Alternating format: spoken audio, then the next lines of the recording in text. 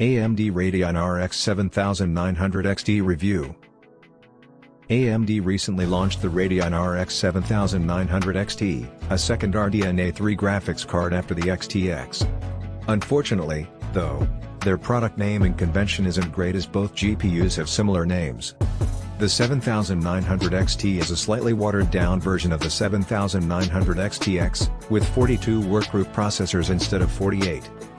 Adding up to 84 compute units more than the top RDNA 2 model and 10,752 shader units. Its game clock rate is 2 GHz, with a board power rating of 300 watts. The 7900 XT has 320-bit bus width, allowing for 20 GB of memory.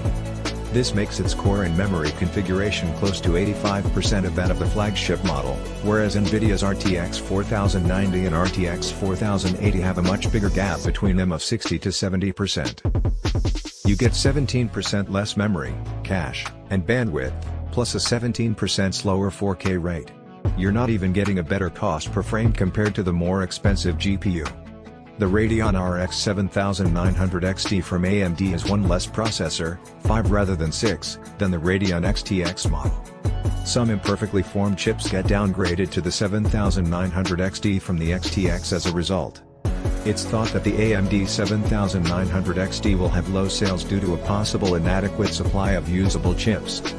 Nevertheless, if the issue isn't with defective silicon, then the 7900 XT may become more affordable earlier than anticipated, and this could be beneficial for its success. We tested 16 games at 1440p and 4K using the official clock specs, no factory overclocks, as well as a Ryzen 7 5800x3D CPU. 32 GB dual-rank dual-channel DDR4 3200CL14 memory on the MSI MPGX 570S Carbon Max Wi-Fi motherboard. An hour of gameplay resulted in a peak spot temperature of 77 Celsius and an average die temperature of 65 Celsius, measured on the AMD model installed inside an ATX case in a 21-degree room. The fan speed during this time was 1750 RPM. The reference card had a clock frequency of 2055 MHz and a memory speed that was almost 20 gigabits per second. Additionally, it ran quietly and cooled well.